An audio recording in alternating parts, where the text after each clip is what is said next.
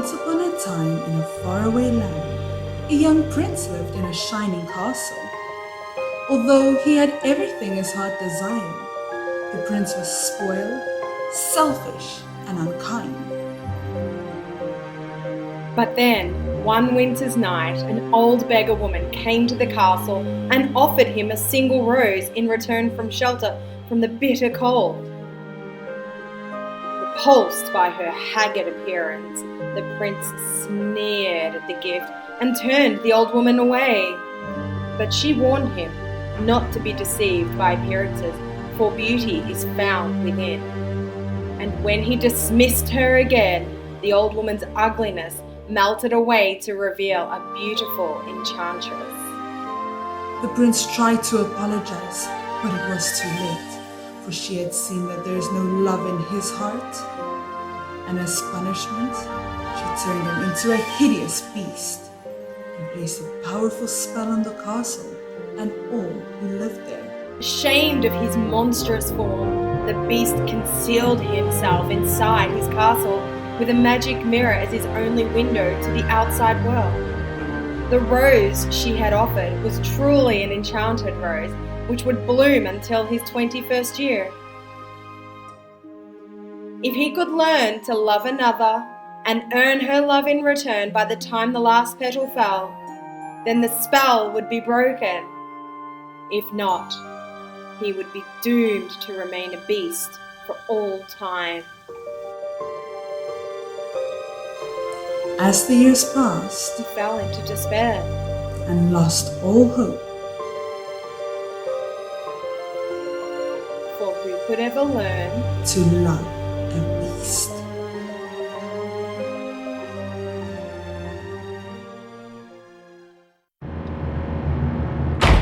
Ma chérie mademoiselle, it is with deepest pleasure and greatest pride that we welcome you here tonight. Now, we invite you to relax. Let us pull up a chair as the dining room proudly presents your dinner.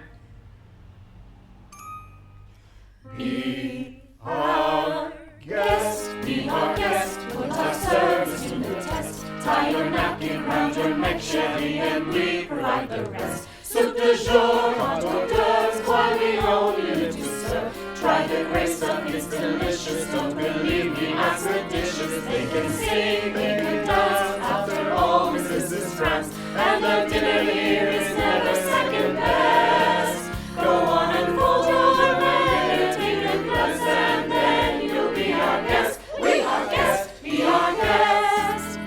Be our guest, be our guest, our command is your request. It's 10 years since we had anybody here, and we're obsessed with your meal, with your ease. Yes, indeed, we're to please. While the candlelight's still glowing, let us help you, we'll keep going.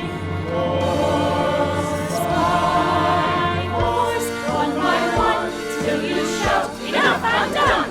Then we'll sing you off to sleep as you digest.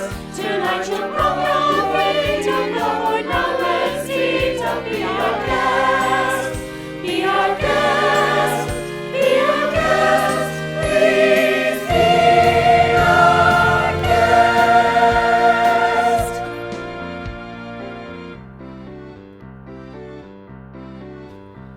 Bonjour, bonjour, bonjour, bonjour, bonjour.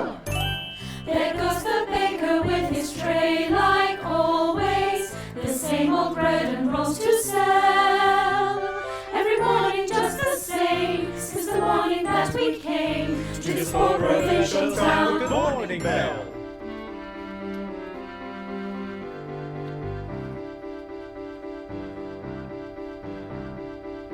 Look, there she goes, that girl is so peculiar. I wonder if she's feeling well. With a dreamy, far-off look, and her nose stuck in a book. What a puzzle to the rest of us is Belle. Bonjour, good day, how is your family? Bonjour, good day, how is your wife? I need 6 eggs, it's too expensive. There must be more than this provincial life.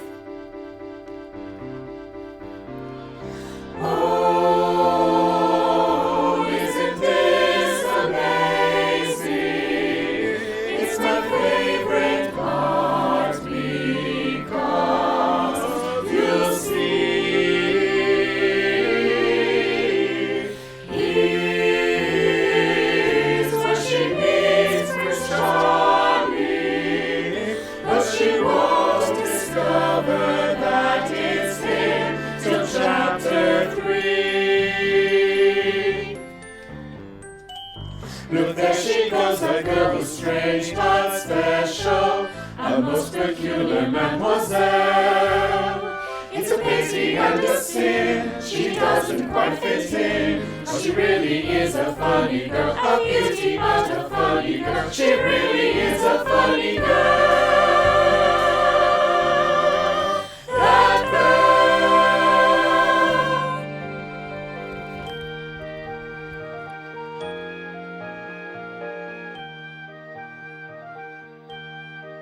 There's something sweet and almost kind, but he was mean and he was coarse and unrefined, and now he's dear and so unsure.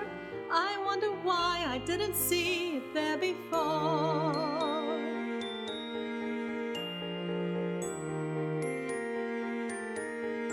She glanced this way, I thought I saw, and when we touched she didn't shudder at my paw. Though it can't be, I'll just ignore, but then she's never looked at me that way before. No, it can't be, I'll just ignore, but then she's never looked at me that way before.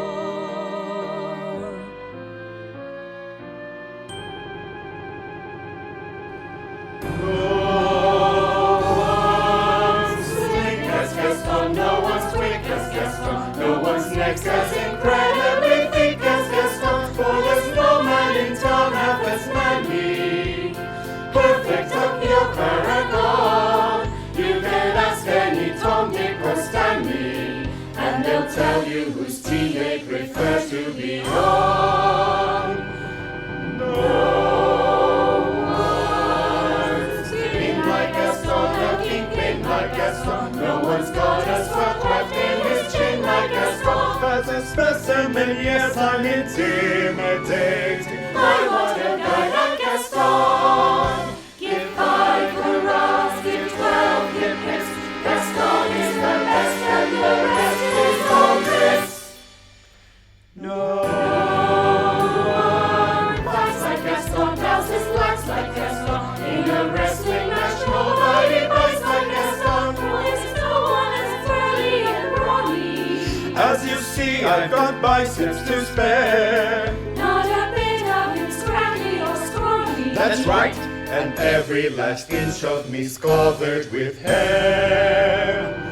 No one hits like Gaston, matches wits like Gaston. In a spitting match, nobody spits like Gaston. I'm especially good at expectorating. 10 points for Gaston.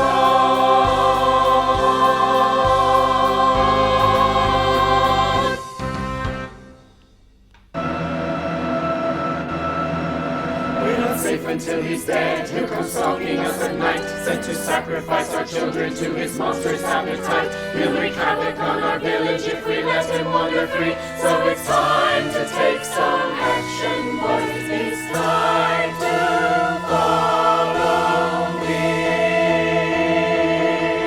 Through the mist, through the woods, through the darkness and the shadows. It's a nightmare, but it's one exciting ride. Say a prayer, then we're there at the drawbridge of the castle, and there's something truly terrible inside. It's a beast, he's got fangs, razor sharp ones. Massive paws, killer claws for the feast. Hear him roar, see him foam, but we're not coming home till he's dead. Put him dead, kill the beast. We'll rid the village of this beast. Who's with me? Light your torch, mount your horse. Screw your courage through the sticking place. We're counting on Gaston to lead the way. Through a mist, through a wood, where within a haunted castle something's lurking that you don't see every day. It's a beast, one as tall as a mountain. We won't rest till he's good and deceased. Sally forth, tally ho, grab your sword, grab your bow, praise the Lord and here we go. Kill the beast!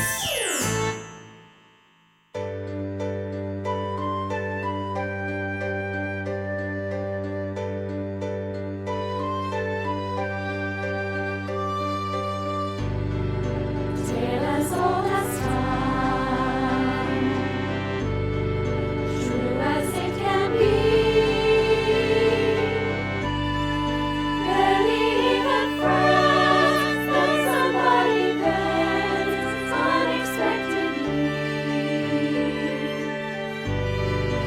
just a little change. Small to say the least, both a little scared, neither one prepared, Beauty and the Beast.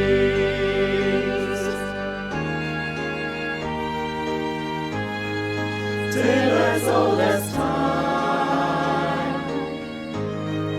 tune as old as song, made as sweet and strange, finding you can change, learning you were wrong, certain as the sun, rising in the east, tale as old as time, song as old as rhyme, Beauty and the Beast. Tale as old as time, song as old as rhyme, Beauty and the Beast.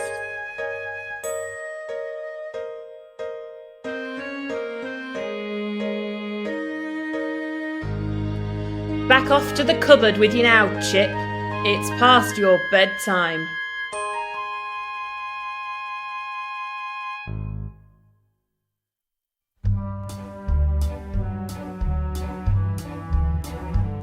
Good evening, everyone. My name is Caroline, and I am delighted to welcome you to ADCG's latest virtual offering, Seen It, Sing It. Many thanks once again to the Arts Centre at NYUAD for making the streaming of this show possible. Instead of bringing you only songs, as we have done before, this time we bring you also some dialogue. The concept of the show is a simple one. We show you a scene, then we sing you a song. I can't claim to have thought of the idea myself, but rather borrowed it from a society my husband and I have fond memories of performing with in the UK before we moved out here 6 years ago. The scene you will see is either from the same show as the musical itself, or else it is the original source material upon which the musical was based, for example, a poem or a memoir. The cast has had a lot of fun in Zoom rehearsals and filming the videos for you to enjoy this evening, but in all honesty, I sincerely hope this is our last virtual show. We are all desperate to get together again and be able to bring you a live performance in an actual, real theatre. But for now, sit back, relax, and enjoy. Seen It, Sing It.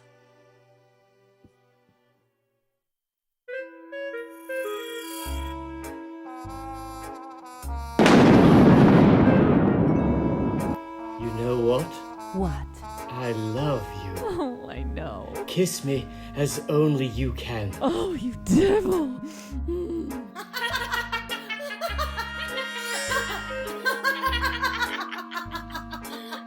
Mrs. Hannigan!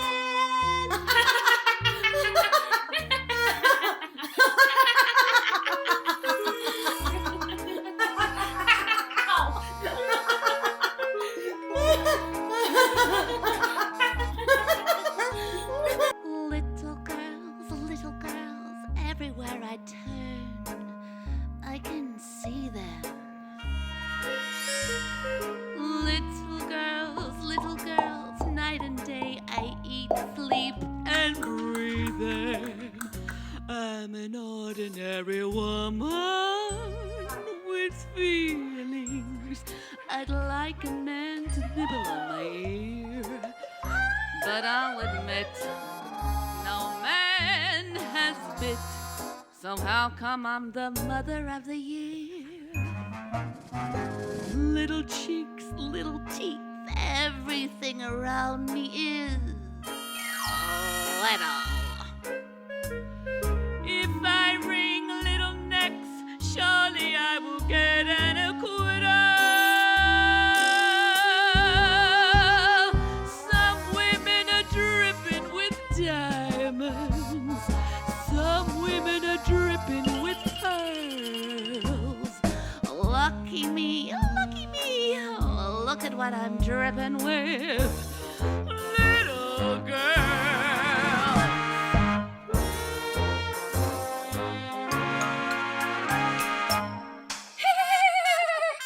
Miss Hannigan! What? You know you showed me satin pillow from Global Village? Yeah, what about it? Molly just threw up on it! How I hate the little shoes, the little socks, and each little bloomer. I'd have cracked years ago if it weren't for my sense of humor. Someday I'll step on their freckles. Some night I'll straighten their curls. Send the flood, send the flu, anything that you can do to little, Mrs. Hannigan! Miss Hannigan! little.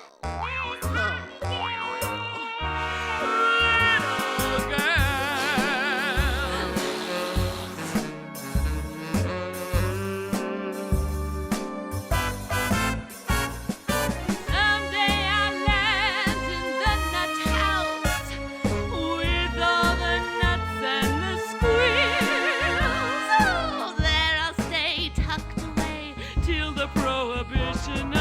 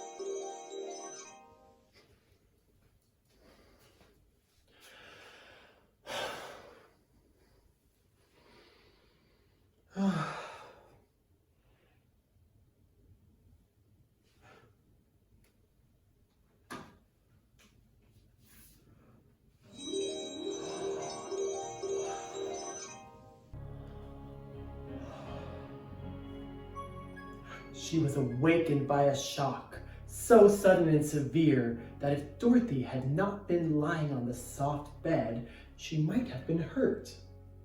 As it was, the jar made her catch her breath and wonder what had happened. And Toto put his cold little nose into her face and whined dismally. Dorothy sat up and noticed that the house was not moving. Nor was it dark, for the bright sunshine came in at the window, flooding the little room. She sprang from her bed and with Toto at her heels, ran and opened the door.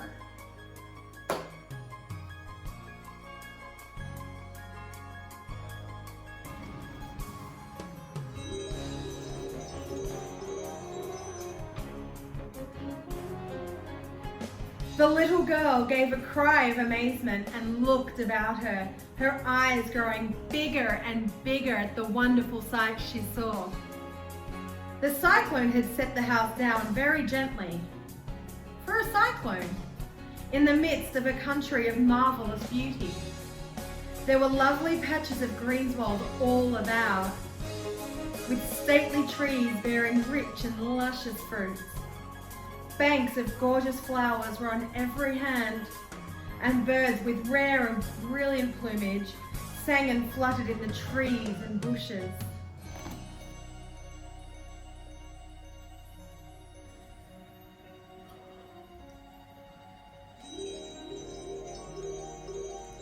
A little way off was a small brook, rushing and sparkling along between green banks, and murmuring in a voice very grateful to a little girl who had lived so long on the dry, grey prairies.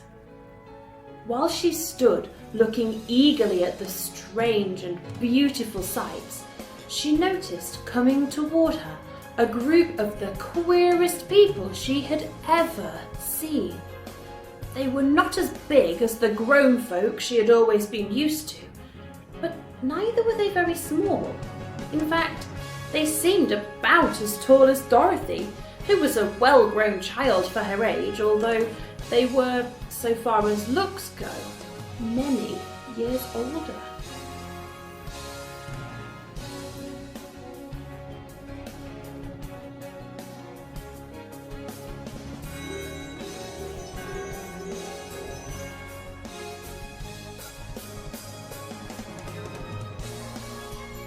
Three men and one woman, and all were very oddly dressed. They wore round hats that rose to a small point a foot above their heads, with little bells around the brims that twinkled sweetly as they moved. The hats of the men were blue, the little woman's hat was white, and she wore a white gown that hung in pleats from her shoulders.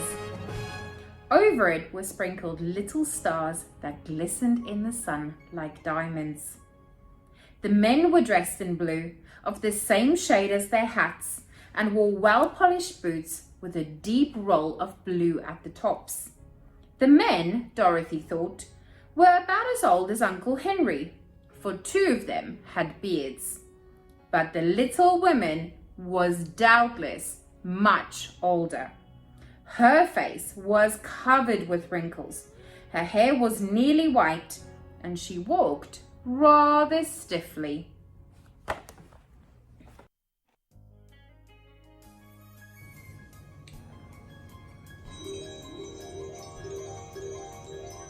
When these people drew near the house where Dorothy was standing in the doorway, they paused and whispered amongst themselves as if afraid to come in any further. But the little old lady walked up to Dorothy, made a low bow, and said in a sweet voice, "You are welcome, most noble sorceress, to the land of Munchkins. We are so grateful to you for having killed the Wicked Witch of the East and for setting our people free from bondage."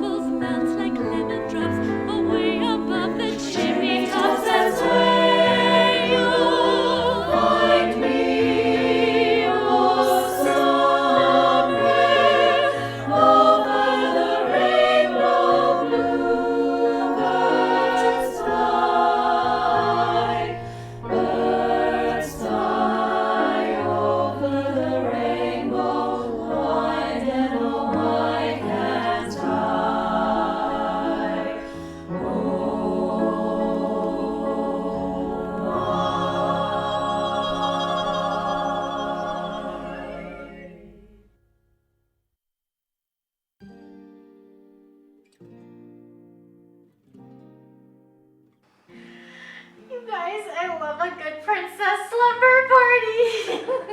Shh.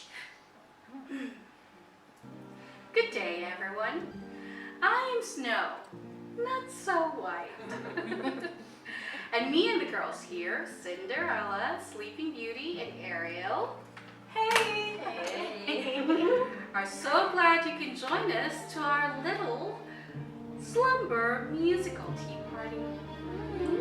Of course, the tea might be slightly bitter today. You see, we princesses from the original fairy tales are none too happy with the way all the magical storybooks and classic animated movies, not to mention all those realistic theme park shows portray us. Or our waistlines. They make us look weak. Like helpless little damsels in distress. Who do nothing but sit around and wait for their prince to come. Look at me. Do I look like I need my prince to come? Needless to say, we couldn't just sit on the shelves any longer and let our names continue to be used worldwide to roll out this evil message. So, with the help of this one's fairy godmother, we decided to bibbidi-bobbidi bust out a princess show of our own. A royal vaudeville, if you will. A spellbinding variety hour. A musical extravaganza. Stop it! As I was saying, we've put together an all-star review in which we princesses will actually tell you the truth. And we're going to do it right here. In this theatre. Make-believe theatre, remember COVID. Tonight! I mean, today? But I am time is short. We only have until the clock strikes 9:25. 9:25? What happened to midnight? Well, nobody wants to sit here until midnight, so I figured we could finish in about an hour and a half. And by theatre law, it requires one 15-minute intermission. But I called in a favor from my fairy godmother, and she gave us a 10 on top of that. Yeah. You're welcome. Okay then. 9:25 it is. Well, I guess we better get right to telling you how happily ever after we really are. Because Let's face it, happily ever after can be a royal pain in the ass. But before we start, snack time! Snacks!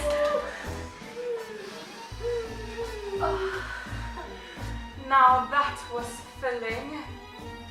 Princess Complex rule number 323. Always remember, girls, we're princesses. We're never supposed to eat.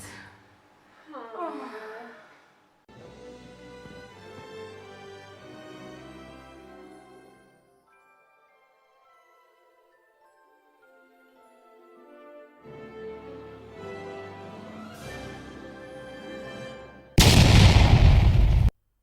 I run 10 miles a day. I've never tasted a Milky Way. I had some ribs removed last week, and I skip every breakfast buffet. A breaststroke to Africa. I take out yoga just to sweat out each snack.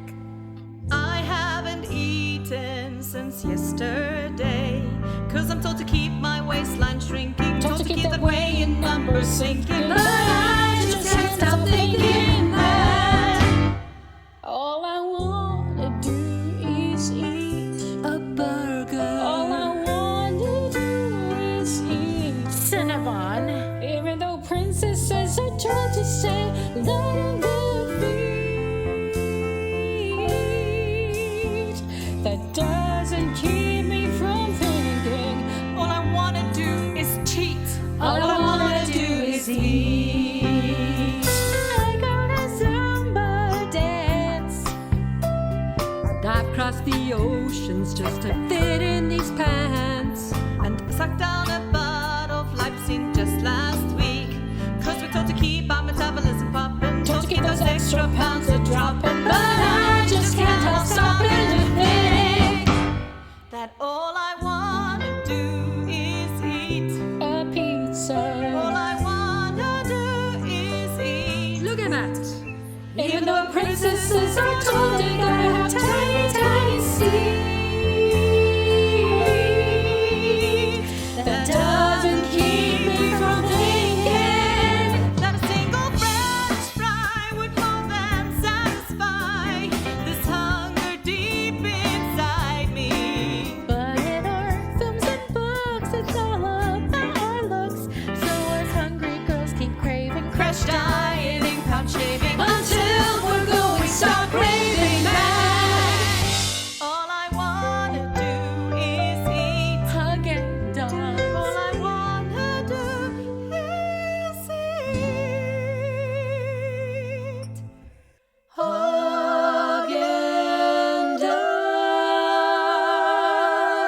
Haagen-Dazs. Even though princesses are taught to run from anything sweet, sweet, sweet, sweet, sweet, that doesn't keep me from thinking that a hunk of string cheese turns my heart to a cheese and fills me like no other. In a fairy tale, only skinny bitches prevail, so we gotta keep our heart rates pumping, Joey's jamming and road jumping, just to keep from getting clubbing. Yet all I want to do is eat Twinkie. All I want to do is eat meatballs. Even though princesses are told to cut back on red meat.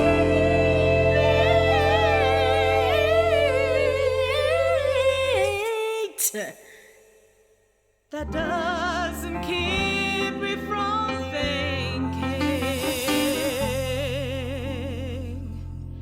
All I wanna do is eat a Cheeto, eat a Dorito, eat a burrito, eat. It's all I wanna do is eat.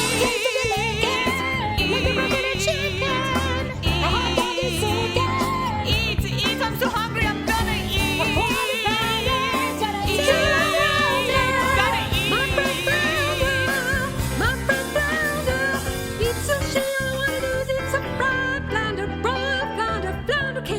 Fish babooty, flounder fish fingers. Ha! It's fish. He is your best friend. I'm starving. Well, I'd eat him. I'm sorry. Sorry. Proceed.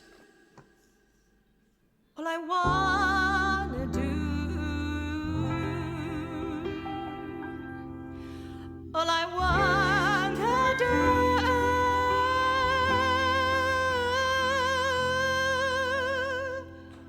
all I wanna do.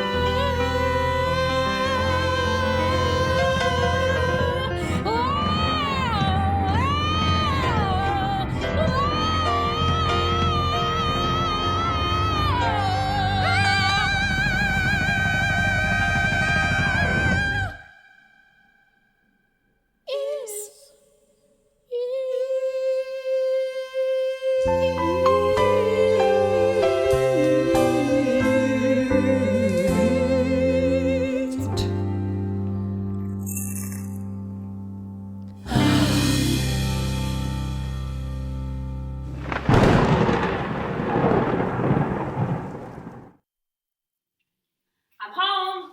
Hey.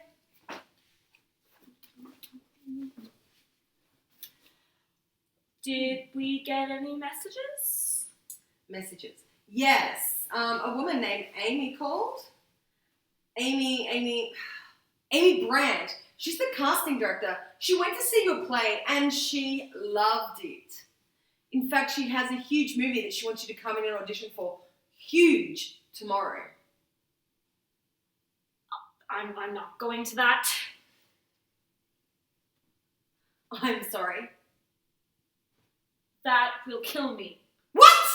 I've been to a million auditions and the same thing happens every time. I either get interrupted because someone wants a sandwich or I start crying and then they start laughing. And there's a million other girls in the waiting room that are prettier than me and better than me because maybe I'm not good enough. Yes, you are. No, maybe I'm not. Yes, you are. No, I'm not. You are. Rochelle, maybe I'm one of these people that wants to do it, but it's just a pipe dream. You change your dreams and then you move on. Maybe I'm one of those people who wants to do it, but I should go back to school and do something else because I left and it's been 6 years and I don't want to do it anymore. Why? Because I think it hurts a little bit too much. You're a baby. I'm not a baby. Stop sulking like a baby. Oh my God. Louise, you have an audition tomorrow at 5:30. I will be ready at 3:30 to drive you there. And if you are not ready to leave at 3:30, maybe I'll just do it instead.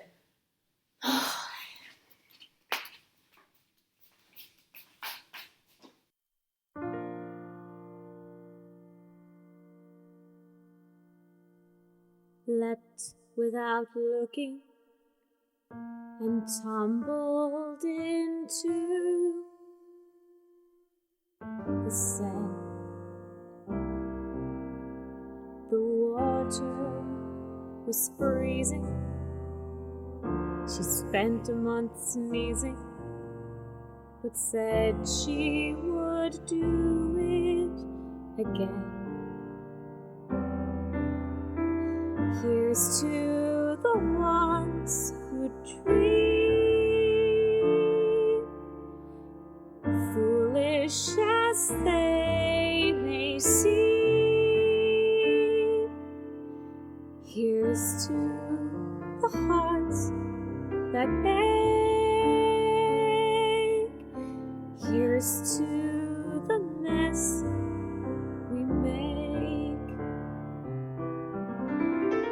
She captured a feeling, sky with no ceiling, the sunset inside a frame. She lived in her liquor, died with a flicker. I'll always remember the flame. Here's to the ones who dream, foolish as they may seem. Here's to the hearts that ache.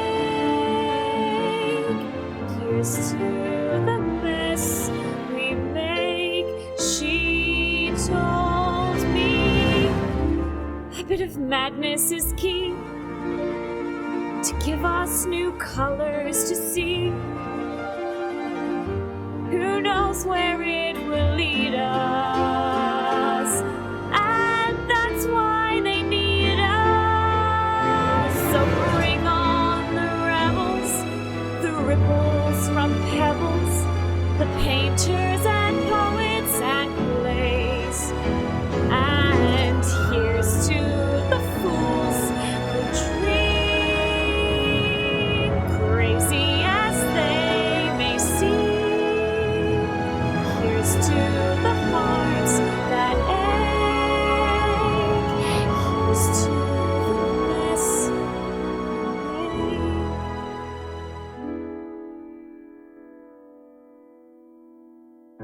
I trace it all back to then. Her and the snow and the sand. Smiling through it, she said she'd do it again.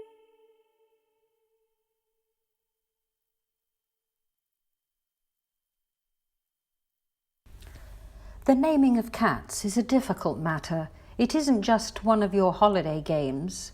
You may think at first I'm as mad as a hatter when I tell you a cat must have 3 different names.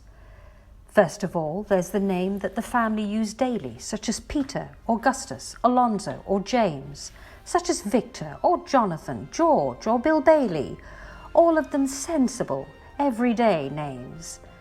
There are fancier names if you think they sound sweeter, some for the gentlemen, some for the dames, such as Plato, Admetus, Electra, Demeter, but all of them sensible, everyday names. But I tell you, a cat needs a name that's particular, a name that's peculiar and more dignified. Else how can he keep up his tail perpendicular, or spread out his whiskers, or cherish his pride? Of names of this kind, I can give you a quorum, such as Monkastrap, Quaxo, or Coricopat, such as Bombalurina, or else Jellylorum, names that never belong to more than one cat. But above and beyond, there's still one name left over, and that is the name that you never will guess. The name that no human research can discover, but the cat himself knows and will never confess. When you notice a cat in profound meditation, the reason I tell you is always the same. His mind is engaged in a rapt contemplation of the thought, of the thought, of the thought of his name, his ineffable, effable, ineffable, deep and inscrutable, singular name.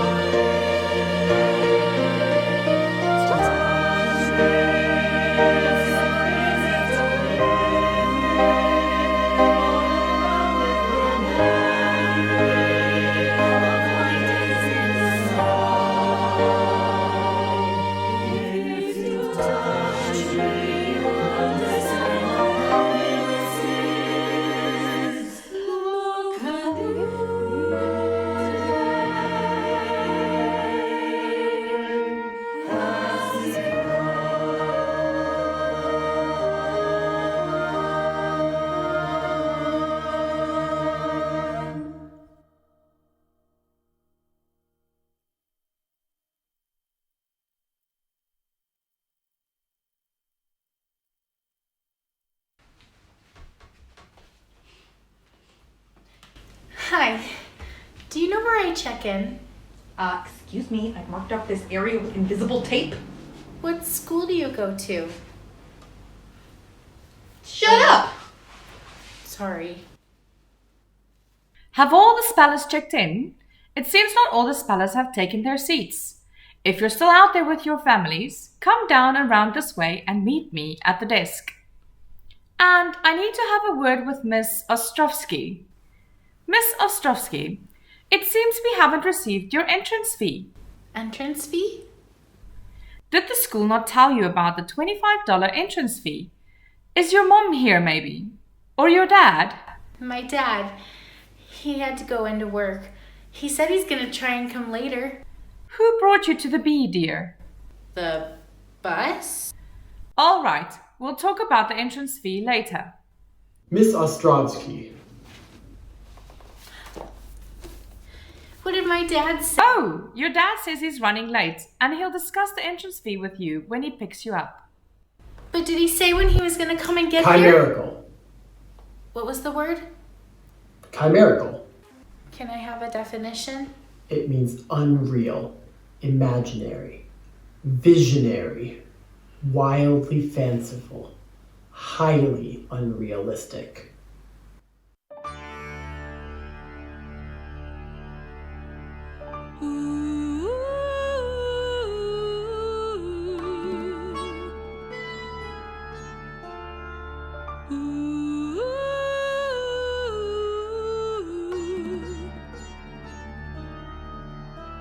If I go to Washington, will I be on my own? Because if I go to Washington,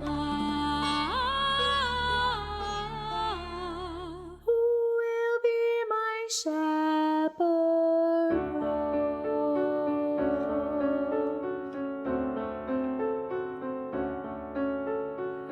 We always knew you were a winner. We saw it when you smiled.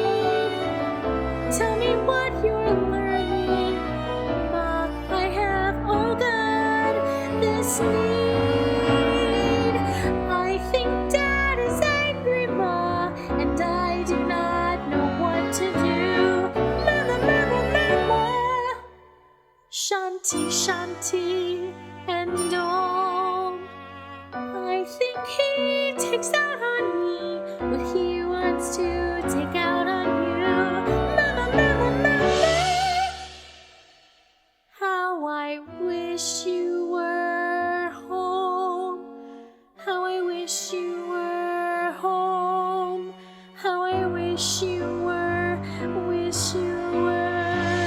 We always knew you were a winner. How I wish you were home, A bathing beauty too. how I wish you were, how I wish you were home. But we loved the way you grew since you were born. Olive, we couldn't be prouder. Please let me say it one time louder.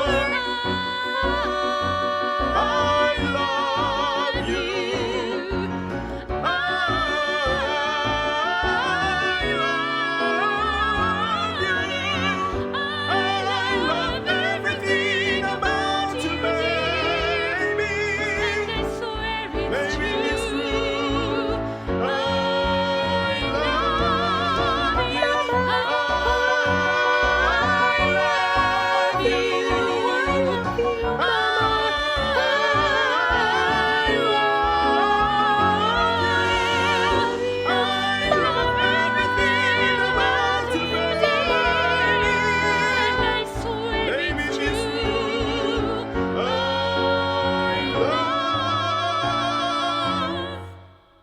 Chimerical. Chimerical. Highly unrealistic, wildly fanciful. That is correct.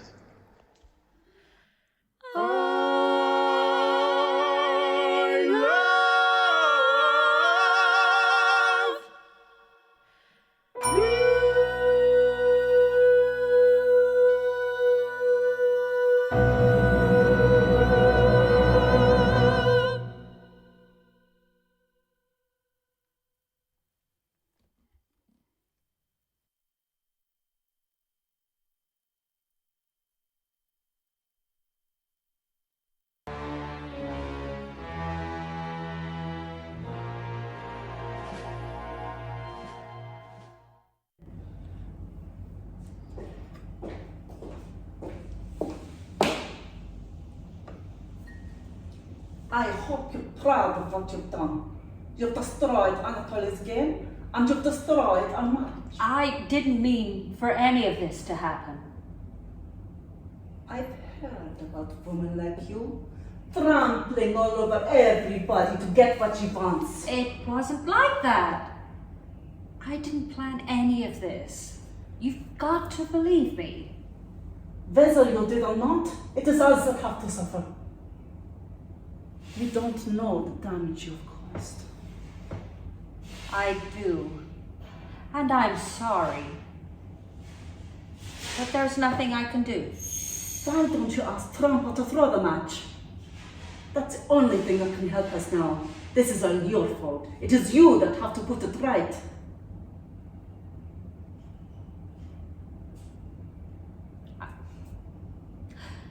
I can't ask Freddie to throw the match. I can't do it. Then why don't you just go? Leave Bangkok. Let the men fight their battles in peace.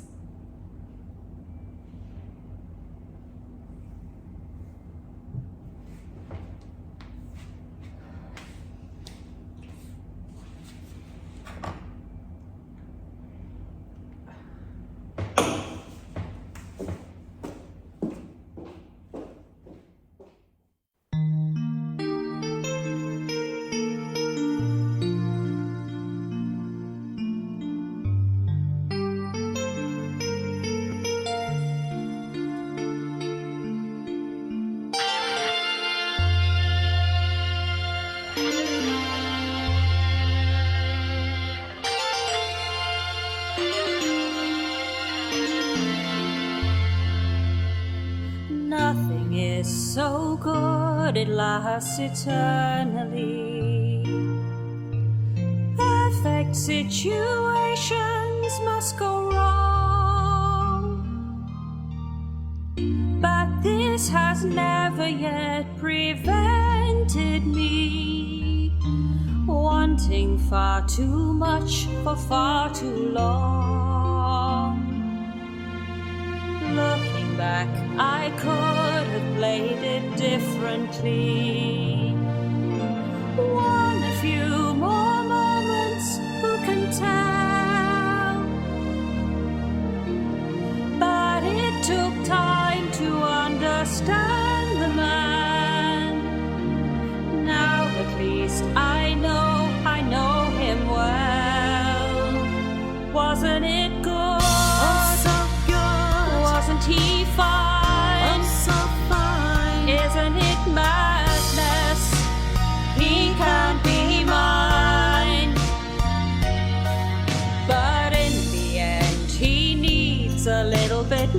than me, more security. It's his fantasy and freedom. I know him so well.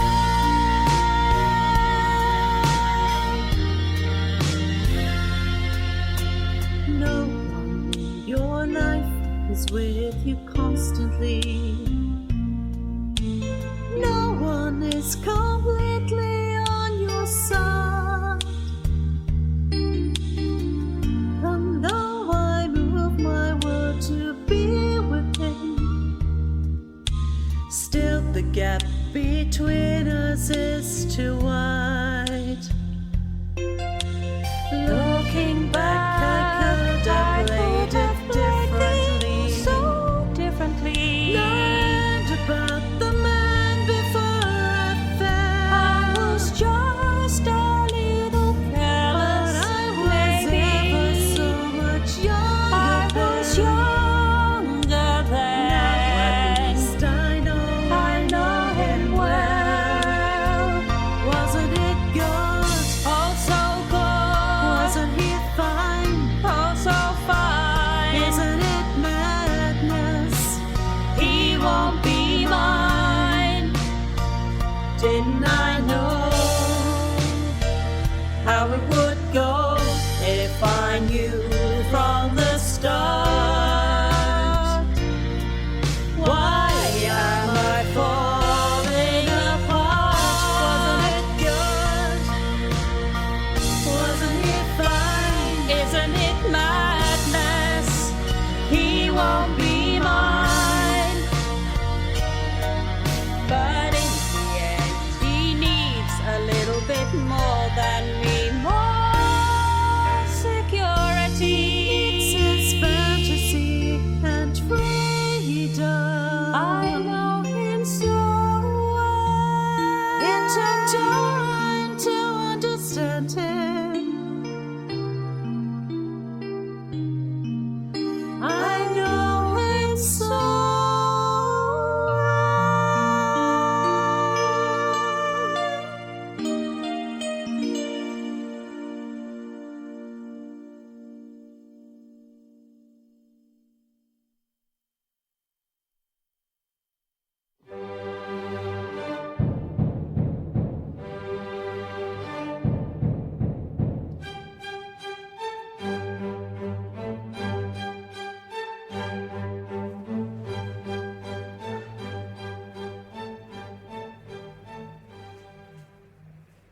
Katisha!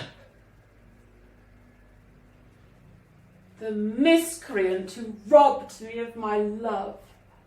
Behold, a lovesick suppliant at your feet. Oh, Katisha, have mercy. Mercy? Did you show mercy for him? You have slain my love. He did not love me, but he would have loved me in time. I am an acquired taste. Only the educated palate can appreciate me. And I was educating his palate just fine when he left. It takes years to train a man to love me. Am I to go through the weary round again and at the same time implore mercy for you who have robbed me of my prey? I mean my pupil, just as his education was on the point of completion. Oh, where shall I find another? Here! Here! What? Oh, Katisha, for years now, I have had a passion for you that is slowly but surely consuming my very vitals.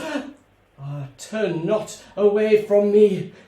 If there is aught of a woman's mercy in your heart, then turn not away from a lovesick suppliant whose every fibre thrills at your tiniest touch. True it is that under a poor mask of disgust, I have endeavoured to conceal a passion whose inner fires are broiling the soul within me. But the fires will not be smothered. Oh, Katisha, I dare not hope for your love. But I cannot live without it, oh darling! You, whose hands still reek with the blood of my betrothed, dare to address words of passion to the woman you have so foully wronged? I do! Accept my love, or I perish on the spot! Go to! Who knows so well as I, no one ever yet died of a broken heart.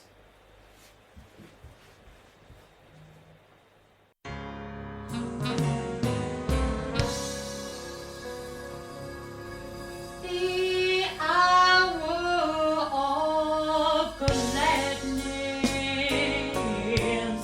is dead, and it's gone in silent sadness.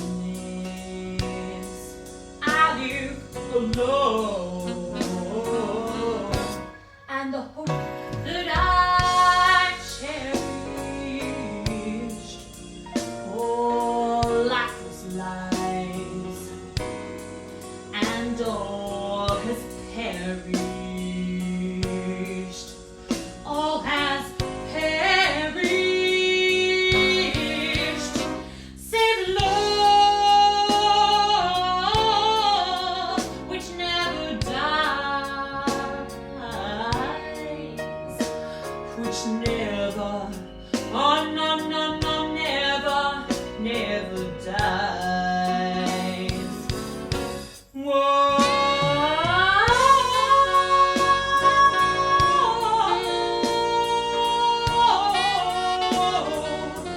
Yeah, won't you help me, please? Can't you see I'm down on my knees?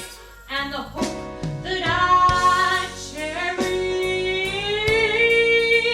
all lifeless lies, yeah, and all has perished, all has perished, yeah, save love, which never dies,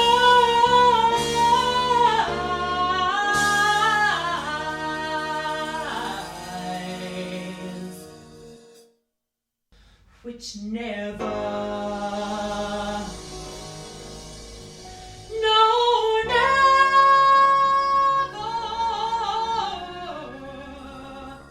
never dies. Yeah, yeah, yeah, yeah.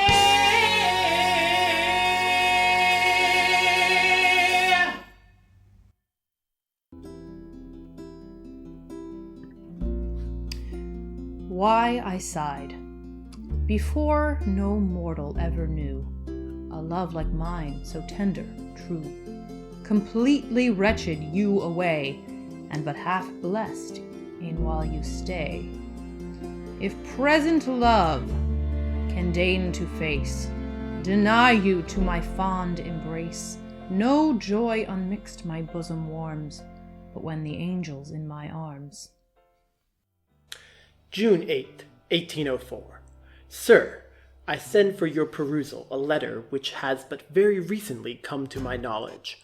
You must perceive, sir, the necessity of a prompt and unqualified acknowledgement or denial of the use of any expression which would warrant the assertions of Dr. Cooper. I have the honor to be your obedient servant, A. Burr. June 20th, 1804. Sir, I have maturely reflected on the subject of your letter, and the more I have reflected, the more I have become convinced that I could not without manifest impropriety make the avowal or disavowal which you seem to think necessary. The clause pointed out stated, I could detail to you a still more despicable opinion which Hamilton has expressed of Mr. Burr. And in these words, General Hamilton and Judge Kent have declared in substance that they looked upon Mr. Burr to be a dangerous man, and one who ought not to be trusted with the reins of government.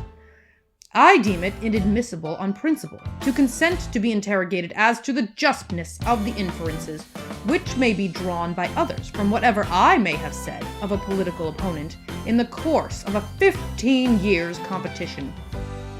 I stand ready to avow or disavow promptly and explicitly a precise or definite opinion which I may be charged with having declared of any gentleman. More than this cannot be expected from me. I trust, on more reflection, that you will see the matter in the same light with me. If not, I can only regret the circumstances and must abide the consequences. I have the honor to be A. Hamilton.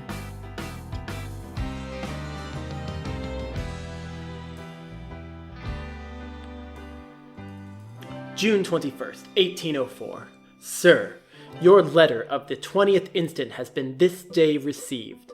Having considered it attentively, I regret to find in it nothing of that sincerity and delicacy which you profess to value. Political opposition can never absolve gentlemen from the necessity of a rigid adherence to the laws of honor and the rules of decorum. I neither claim such privilege nor indulge it in others.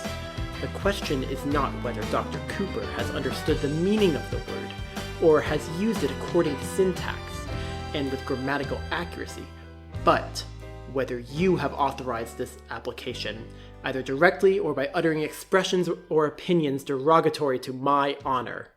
Your letter has furnished me with new reasons for requiring a definite reply. I have the honor to be, sir, your obedient A. Burr.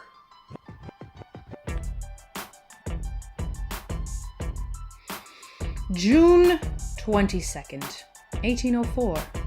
Sir, your first letter, in a style too peremptory, made a demand, in my opinion, unprecedented and unwarrantable.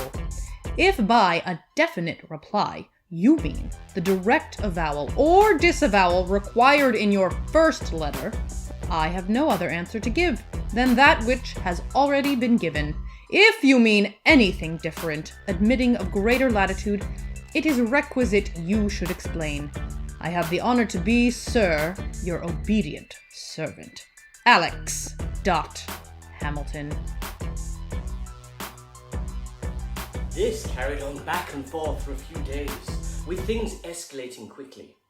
The final message from Burr to Hamilton was stated thus. June 27th. Sir, Colonel Burr trusted with confidence that from the frankness of a soldier and the candour of a gentleman he might expect an ingenious declaration. He was surprised at receiving a letter which he considered as evasive and which in manner he deemed not altogether decorous.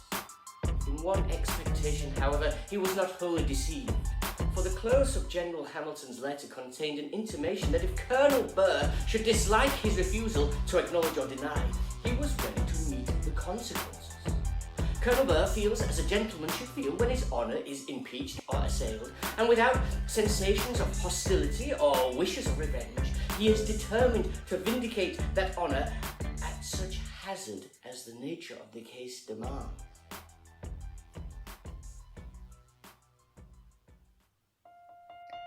New York, July 4th, 1804. This letter, my very dear Eliza, will not be delivered to you unless I shall first have terminated my earthly career. To begin, as I humbly hope from redeeming grace and divine mercy, a happy immortality. If it had been possible for me to have avoided the interview, my love for you and my precious children would have been alone a decisive motive. But it was not possible, without sacrifices which would have rendered me unworthy of your esteem. I need not tell you of the pangs I feel from the idea of quitting you and exposing you to the anguish which I know you would feel, nor could I dwell on the topic lest it should unman me. The consolations of religion, my beloved, can alone support you, and these you have a right to enjoy. Fly to the bosom of your God and be comforted. With my last idea, I shall cherish the sweet hope of meeting you in a better world. Adieu, best of wives and best of women. Embrace all my darling children for me. Ever yours, A. H.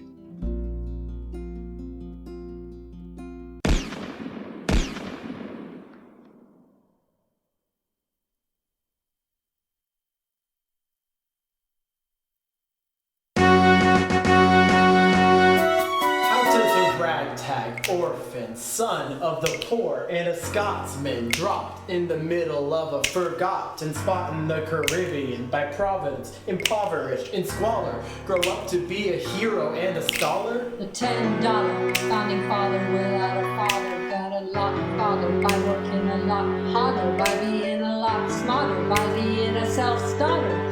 And the world's gonna know your name. What's your name, boy? Alexander Hamilton. My name is Alexander Hamilton. And there's a million things I haven't done. Just you wait, just you wait. Alexander Hamilton, Alexander Hamilton. We are waiting in the wings for you. You can never back down. You never learn to take your time. Oh, Alexander Hamilton. Alexander Hamilton. When America sings for you, will they know what you overcame? Will they know you were wrong again? The world will never be the same. Alexander Hamilton. I am not throwing away my shot. I am not throwing away my shot. Hey yo, I'm just like my country. I'm young, scrappy, and hungry, and I'm not throwing away my shot. I am not throwing away my shot. I am not throwing away my shot. Hey, I'm just like my country. I'm young, scrappy, and hungry, and I'm not throwing away my shot. Come on, let's go.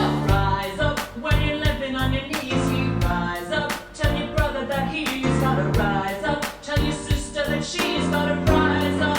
When are these colonies gonna rise up? When are these colonies gonna rise up? When are these colonies gonna rise up? When are these colonies gonna rise up? Rise up. I'm past patiently waiting. I'm passionately smashing every expectation. Every action's an act of creation. I'm laughing in the face of casualties and sorrow. For the first time, I'm thinking past tomorrow. I am not throwing away my shot.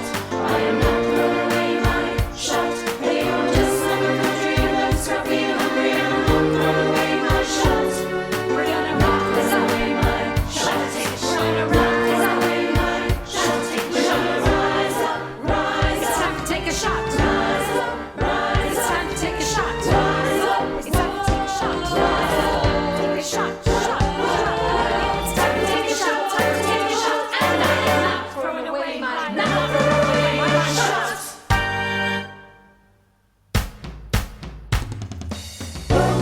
Angelica, Eliza, Angelica, Eliza, work. Doesn't to be home at sundown. Daddy doesn't need to know.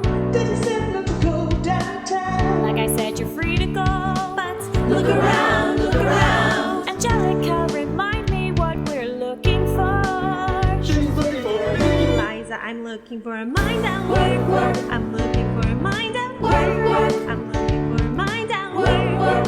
Whoa, whoa, whoa, work, woo. Cause I've been reading Common Sense by Thomas Paine. So men say that I'm intense or I'm insane. You want a revolution? I want a revelation. So listen to my declaration. We hold these truths to be self-evident that all women are created equal. And when I meet Thomas Jefferson, I'ma compel him to include women in the sequel. Work! Cause I've been reading Common Sense by Thomas Paine. So men say that I'm intense or I'm insane. You want a revolution? I want a revelation. So listen to my declaration. We hold these truths to be Around and how lucky we are to be alive right now. Look around, look around. How lucky we are to be alive right now. History is happening in Manhattan. We just happen to be in the greatest city in the greatest city in the world. In the greatest city in the world.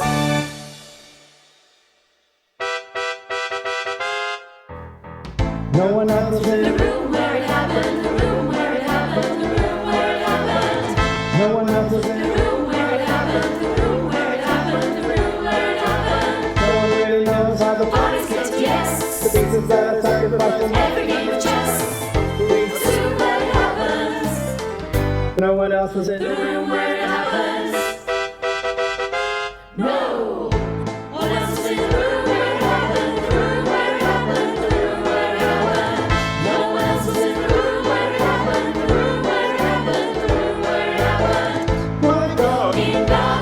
us, but we never really know what got discussed. Click boom when it happened.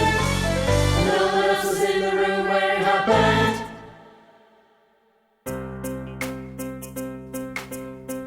Hey, hey, hey, hey, hey, hey. I do.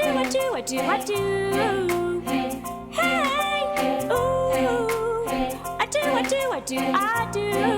Hey, boy, you gotta be helpless. Look into your eyes and the sky's a limit. I'm helpless. Down for the count and I'm drowning out. I have never been the type to try and grab the spotlight. We were at a revel with some rebels on a hot night, laughing at my sister as she's dazzling in the room. Then you walked in and my heart went boom. Ooh. My sister made her way across the room to you, and I get nervous thinking what's she gonna do. She grabs you by the arm, I'm thinking I'm through. Then you look back at me and suddenly I'm helpless. Oh, look at those eyes. Oh, I never felt yeah, so I'm helpless. I know. Down for the count and I'm drowning. Yo, my life is gonna be fine, cause Eliza's in it. Look into your eyes and the sky's the limit. Down for the count and I'm drowning. I'm helpless.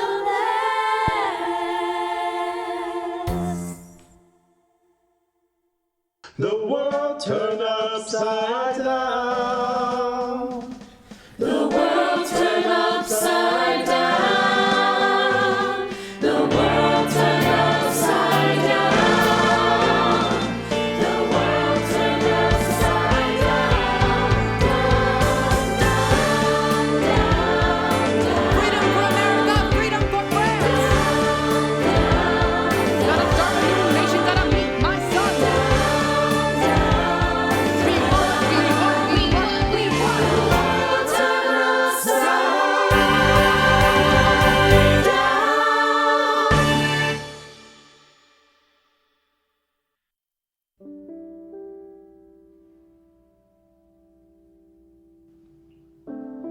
Robert, don't do this. I don't want to say goodbye right now. We don't have to make that decision yet.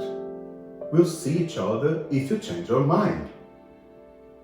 If that happens, then I can't, Robert. You have to decide. I can't. Why, Francesca? Why can't you decide? Love is simple. No, Robert. When a woman makes the choice to marry, to have children, in one way her life begins, but in another way it stops.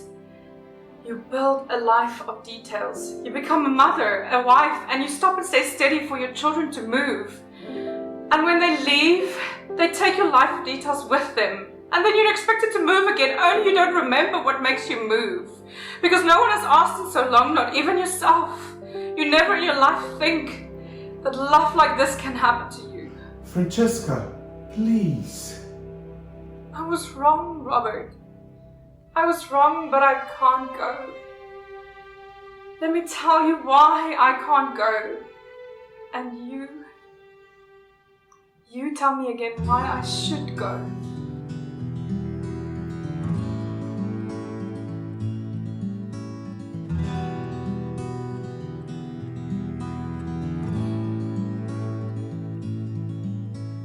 Holding you close against my skin and pulling you beside me. Suddenly there's a world I never knew. Kissing you now, the waves begin and evermore divide me. Before and after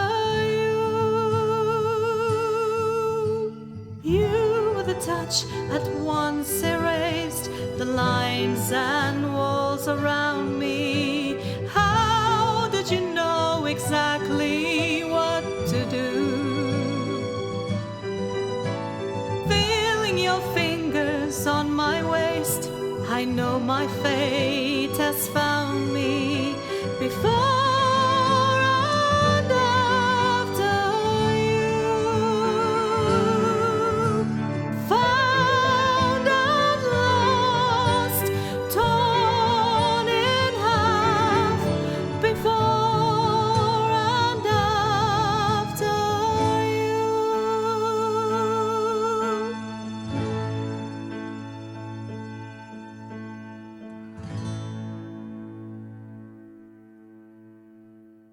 For the first time in my life, I am not outside the moment, with a camera in between me and the world I think I know.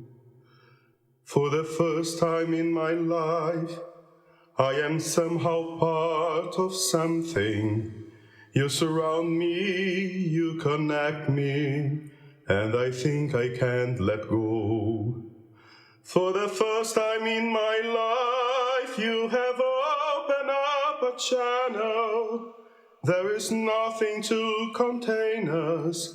We are joined and we are free. For the first time in my life, I am risking something precious. I am asking you, Francesca, come with me.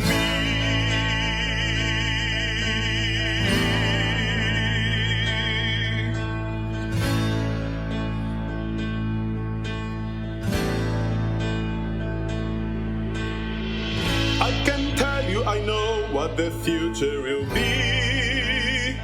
Who knows anything?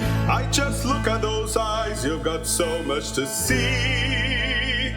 Let me show you there's crowds and camels and hillsides to climb. All I know is in all of the time, from man's first breath to God's last warning, you and I are just 1 second, speeding by in 1 split second. You and I have just 1 second and a million miles to go.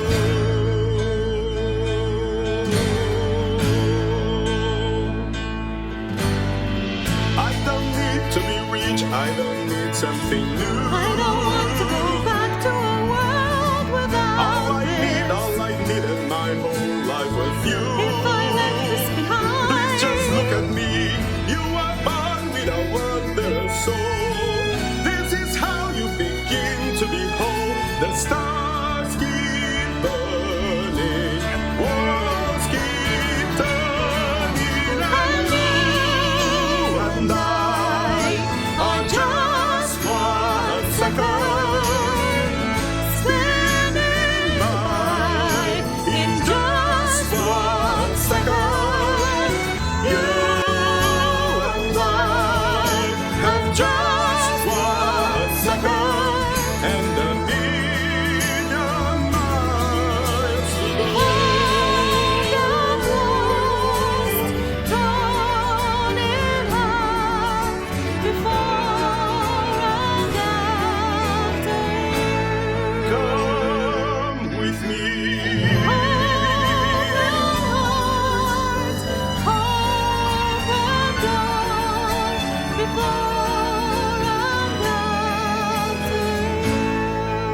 Come with me. How do I go? Tell me, how do I go? How do I go with you? How do I pack a bag, close the door, turn a key, look away?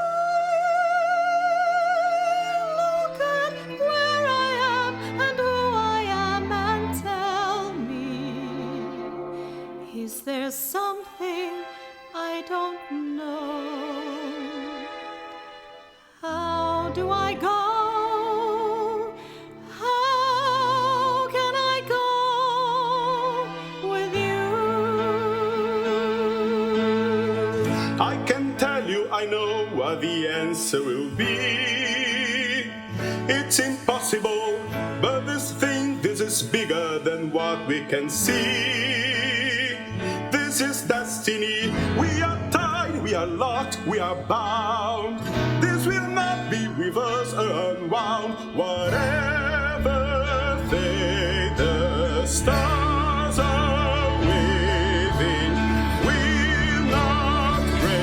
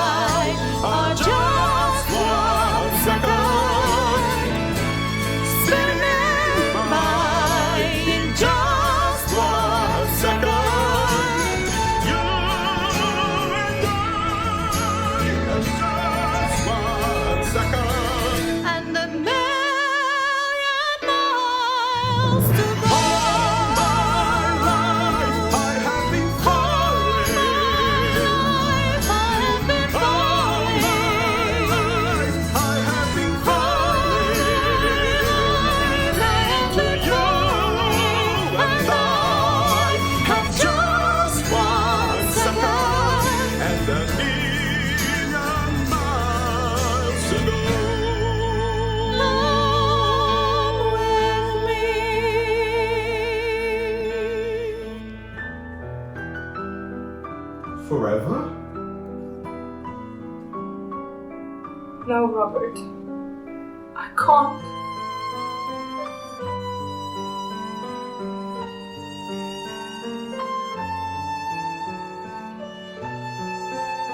I'll say this only once.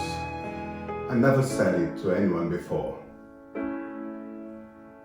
This kind of certainty only comes but just once in a lifetime. Goodbye, Robert.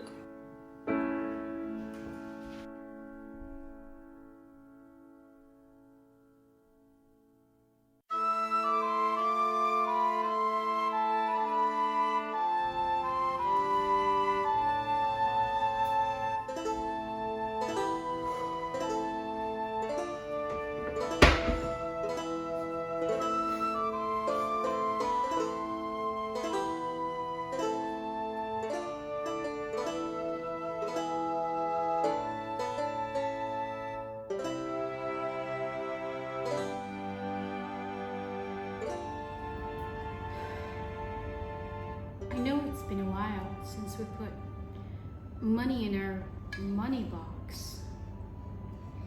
That's why I was thinking I should get a job. A job? Yes, I could take in laundry or weave baskets. I'd buy a basket from you. Aww. Eat your soup. Right!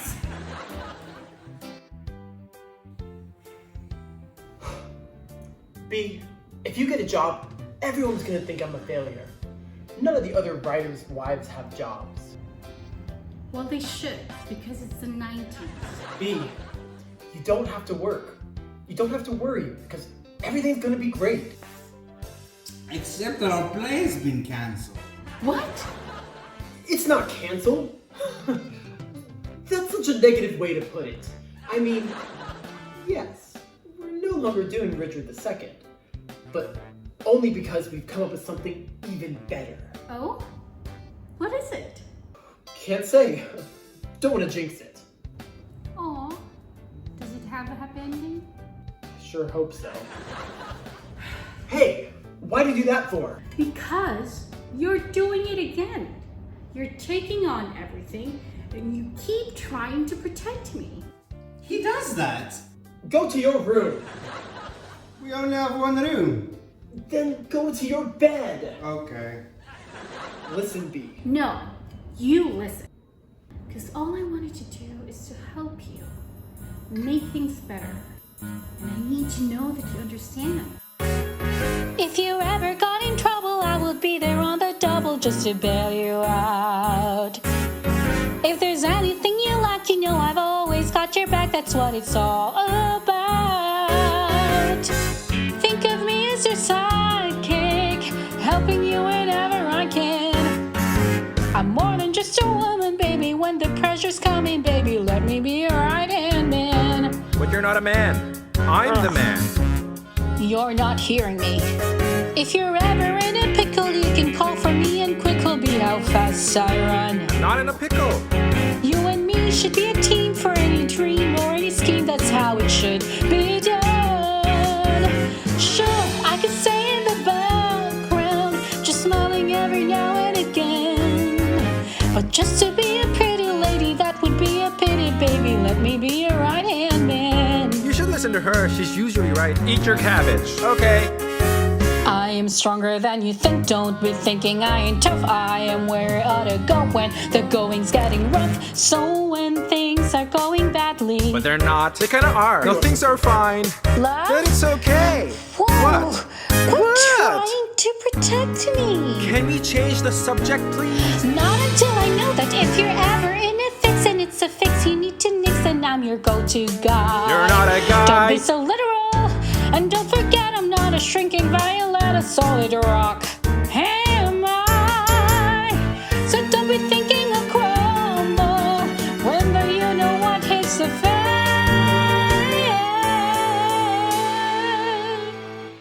There's no problem that's too big when you're married, that's the gig. So don't be a sexist pig. Is it asking too much of you? It's only 'cause I love you. Let me be a ride. In fact, I'll show you that I'm right. What are you doing now? I'm gonna get you boys some meat. Baby, I'm your ride. Don't put up a fight. I can be your ride. Starting here tonight, let me be your ride.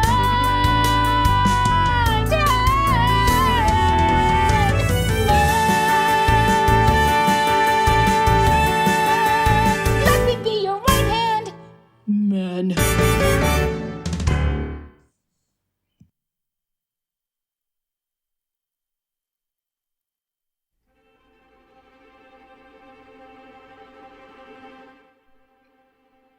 It was unheard of that Reverend Mother Abbess should call for a candidate.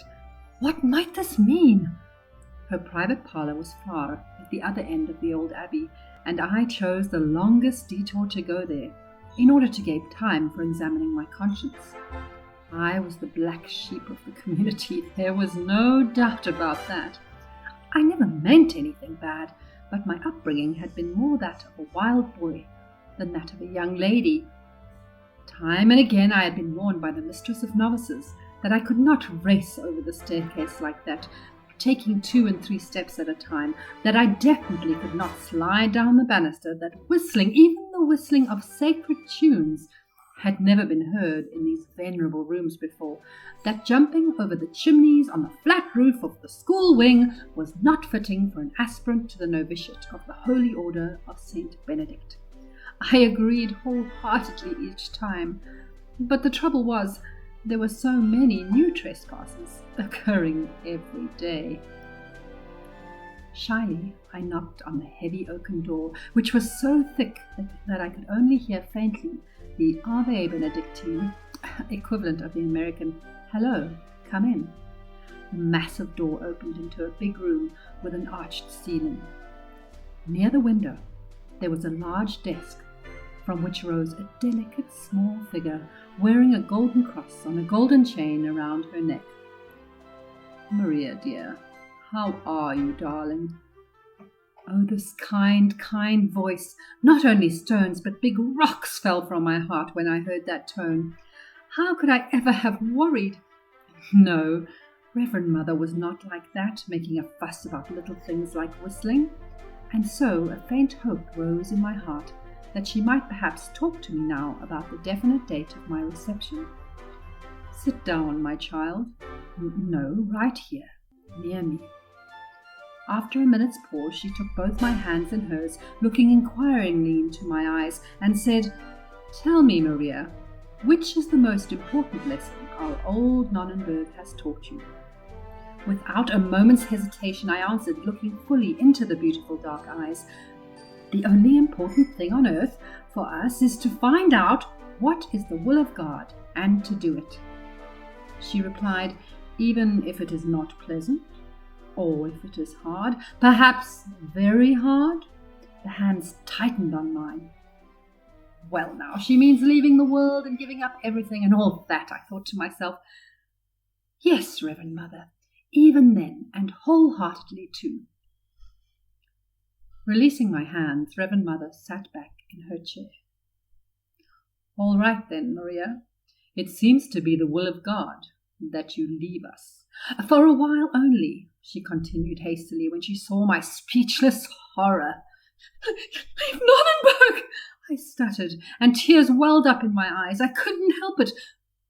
The motherly woman was very near now, her arms around my shoulders, which were shaking with sobs. It just so happened that a certain Baron von Trapp, retired captain in the Austrian Navy, called on us today. You will go to his house this afternoon. And now, kneel down. I want to give you my blessing." I knelt down. The fine, delicately small hand made the sign of the cross on my forehead. I kissed the ring, and as through a veil I had a last glance into those unforgettable eyes, which seemed to know all about woe and sorrow, grief and suffering, but also victory and peace.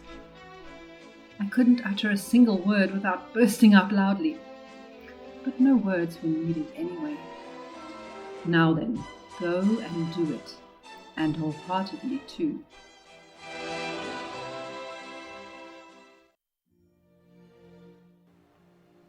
And so I did, and that story became famous. Of course, you all know the next time I found myself at the Abbey. The same old oaken door, the same squeak when it opened. Oh, here I was surrounded by good old friends, and very soon I should be with them forever. With these thoughts, I was already kneeling at Reverend Mother's feet and kissing her ring. She took both my hands in hers and looked at me lovingly and long without saying a word, until I felt rather uncomfortable. Finally, she spoke. Frau Raffaella has told me your story. As you came home to find out the will of God in this most important moment of your life, I assembled the community in the chapter room. We prayed to the Holy Ghost, and we held council, and it became clear to us. Here her hands pressed tighter. That it is the will of God that you marry the captain and be a good mother to his children. Minutes had passed and I was still kneeling, trying to understand. I knew this was final and no argument was possible. Reverend Mother's silence showed that she had learned from long experience that words are of no help when will meets will in a world beyond words.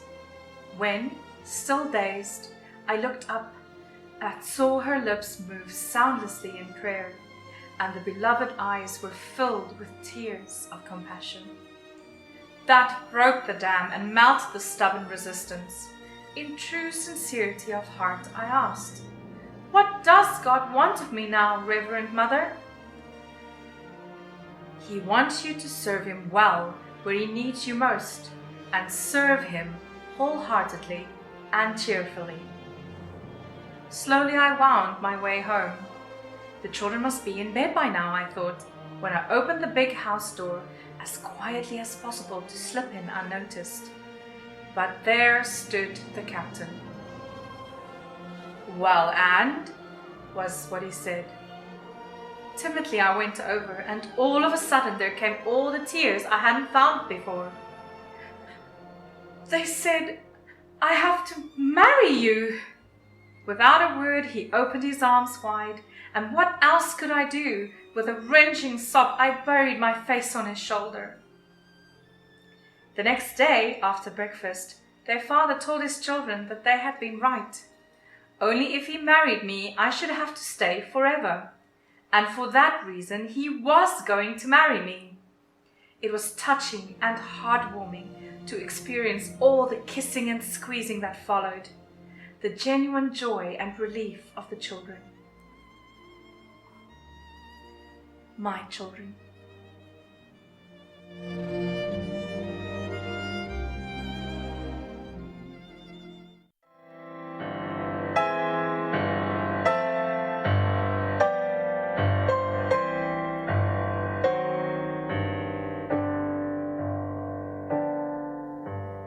Climb every mountain, search high and low, for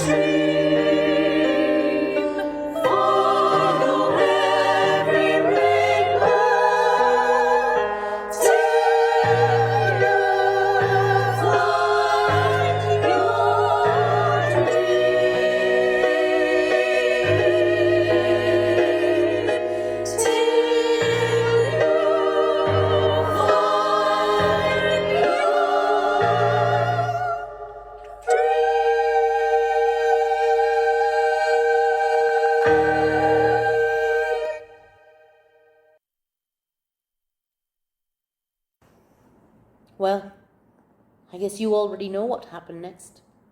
How I came to England, hopeful, summoned after the king saw my portrait. And how I, with my meager looks the way they are, didn't live up to his expectations. I mean, it's the usual story, isn't it?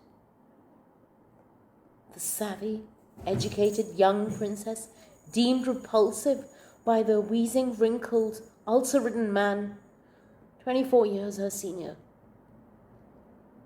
Rejection. Rejection from a king.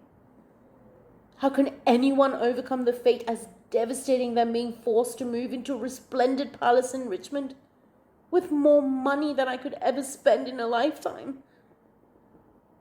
And not a single man around to tell me what to do with it.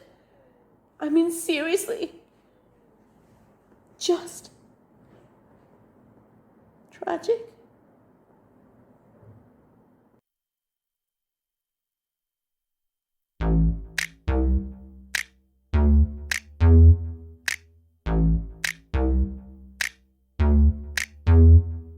Sitting here all alone on a throne in a palace that I happen to own. Bring me some pheasant, keep it on the bone. Fill my goblet up to the brim, sipping on mead and I spill it on my dress with a gold lace trim. Not very prim and proper, can't make me stop. I wanna go hunting and eat acres. I'm not fake 'cause I've got acres and acres, paid for with my own riches, where my hounds have released the bitches. Woof. Every day, head back for a round of croquet, 'cause I'm a player. And tomorrow, I'll hit replay. You said that I tricked ya, 'cause I didn't look like my profile picture. Too bad I don't agree. So I'm gonna hang it up for everyone to see. And you can't stop me, 'cause I'm the queen of the castle. Get down, you dirty rascal, get down. Get down. Get down, you dirty rascal, get down. Get down. 'Cause I'm the queen of the castle. When I get bored, I go to court. Pull up outside in my carriage, don't got no marriage, so I have a little flirt with the footman as he takes my fur. As you were making my way to the dance floor, some boys making advance, I ignore them, 'cause my jump comes on the loot. Looking cute, das ist gut, all eyes on me. No criticism, I look more rad than Lutheranism. Dance so hard that I'm causing a sensation. Okay, ladies, let's get in rap formation. You said that I tricked you, 'cause I didn't look like my profile picture. Too bad I don't agree. So I'm gonna hang it up for everyone to see. And you can't stop me, 'cause I'm the queen of the castle. Get down, you dirty rascal, get down. Get down, you dirty rascal. Get down. Get down. 'Cause I'm the queen of the castle. Now I say I'm a gold digger, but check my prenup. Ha! And go figure. Got gold chains, symbolic of my faith to the higher power in the fast lane. My horses can trot up to 12 miles an hour. Let me explain. I'm a Wiener Schnitzel, not an English flower. No one tells me I need a rich man doing my thing in my palace in Richmond. You said that I tricked you, 'cause I didn't look like my profile picture. Too bad I don't agree. So I'm gonna hang it up for everyone to see. And you can't stop me, 'cause I'm the queen of the castle. Get down, you dirty rascal. Yeah, come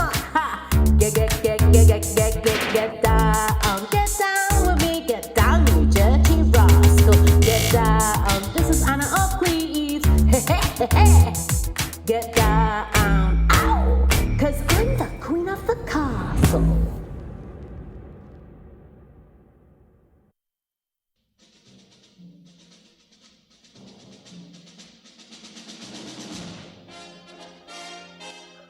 Robin! There you are! Are you running away from something? No, sire. I was not running away. I was running to where I thought the Grail might be, sort of over here. In Camelot, are you all running around your necks? Oh, it's chainmail. Hello! Yeah! So I come again, unexpectedly. You fool! That really scared me. It is very inconsiderate. It is thoughtless of you to scare a knight like that. Ah! Don't say that word! What word? I cannot tell. Suffice to say, that's one of the words the Knights of Me cannot hear. How can we not say the word if you won't tell us what it is? You said the word again! What? Is? No, not is. You wouldn't get very far in life not saying is. Oh, would you stop it? Ah! Stop saying the word. Oh, is it stop? Oh, you said it again. Oh, I just said it. Oh, I said it again. That's 3 times I said it.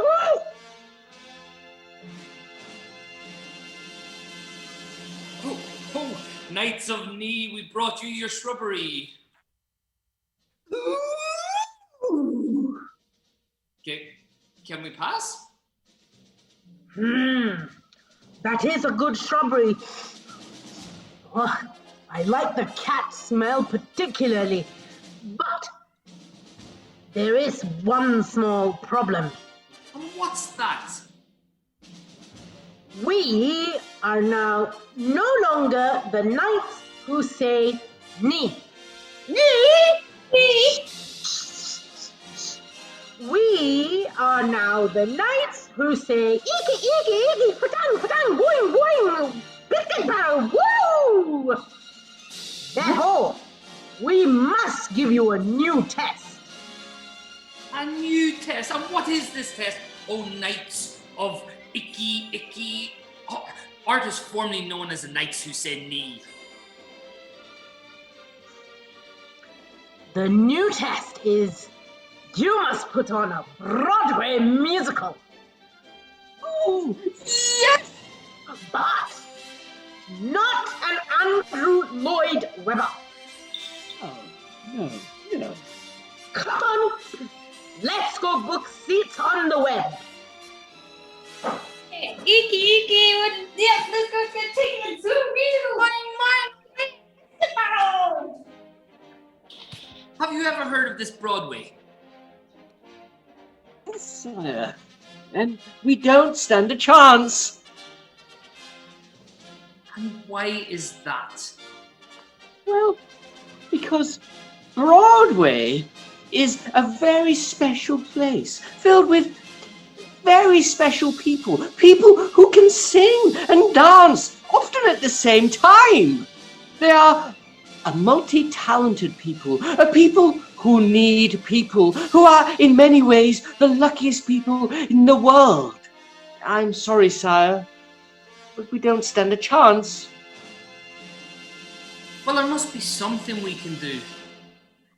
Well, let me put it like this. Every show needs a leading lady, a star, a diva, a theatrical force that sings and dances and acts. Triple threat. But wherever will we find that? Oh, it's hopeless. Oh, come along, Patsy. Pick up all our things. Don't just stand there shirking. Come on, chop chop. Oh, dear.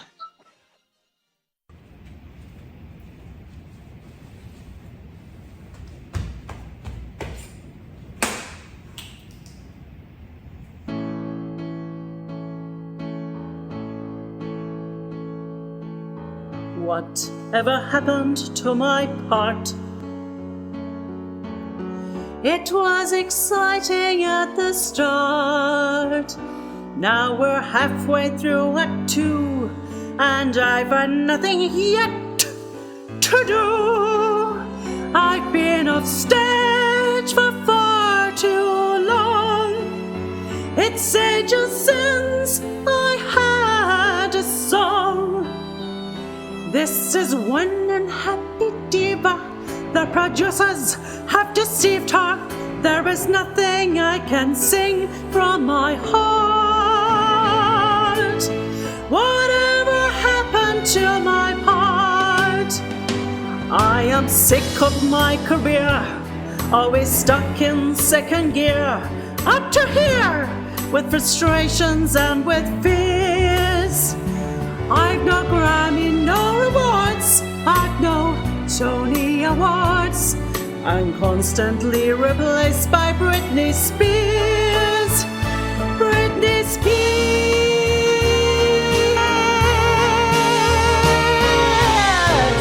Whatever happened to my show? I was a hit, now I don't know. I'm with a bunch of British knights, prancing round in whirly tights. I might as well go to the pub.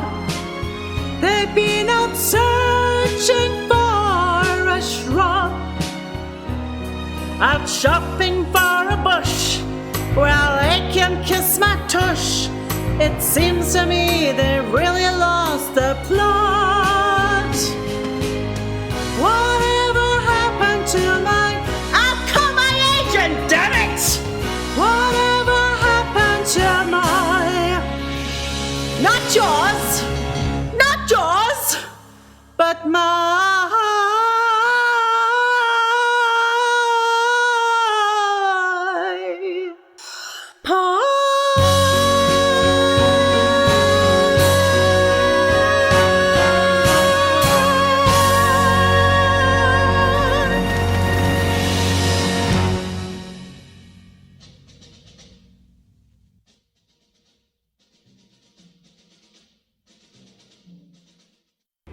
And now for something completely different.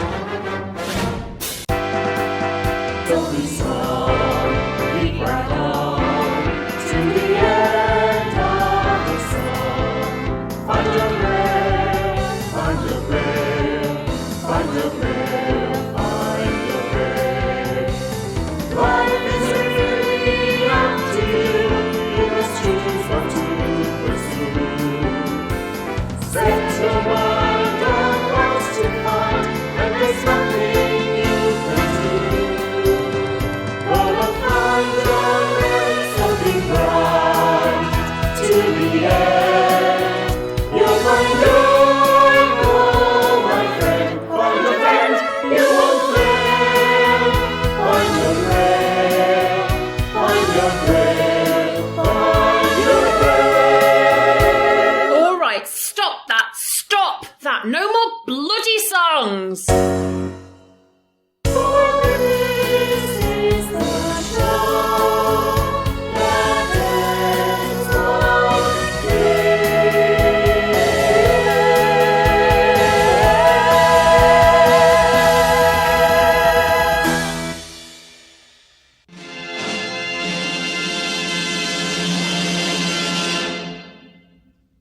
Good evening, everyone. Thank you so much for attending Seen It, Sing It. My name is Kat Downing and I'm the producer / head video editor for this show. We just want to thank everyone for... Go away! Like I was saying, we want to thank everyone for joining us this evening. And we want to thank especially NYU AD for hosting us. Did I say that? No! That song did not even make it through auditions. As I was saying, we also want to thank all the performers for their contributions. And are you kidding me? This song is not even from a musical! Oh, I give up! Watch the credits.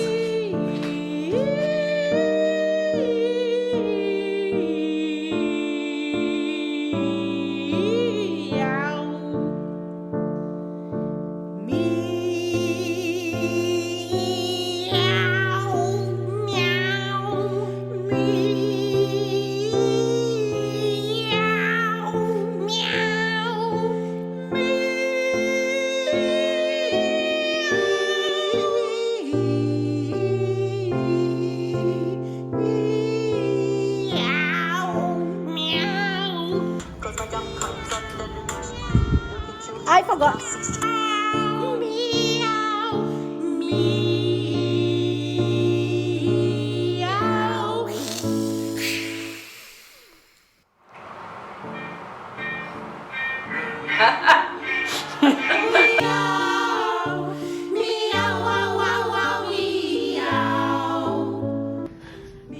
Okay, ready? Yeah. Yeah.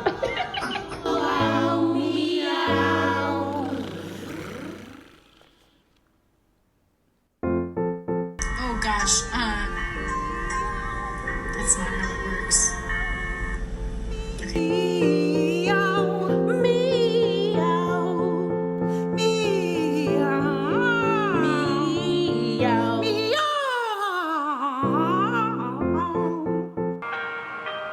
There's something sweet and almost kind, but he was mean and he was coarse. Meow,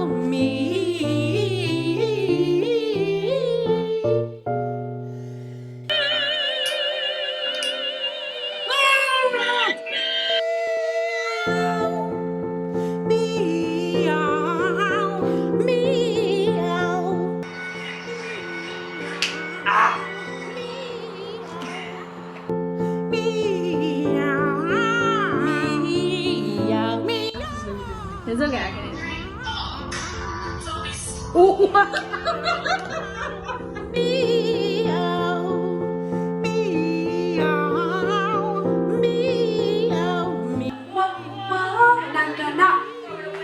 Not throwing away my shot.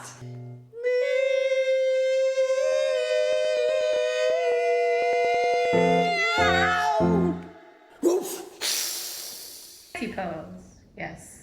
That is not a sexy pose. It's sexy. This is not a shake. Just smile, smile. There you go.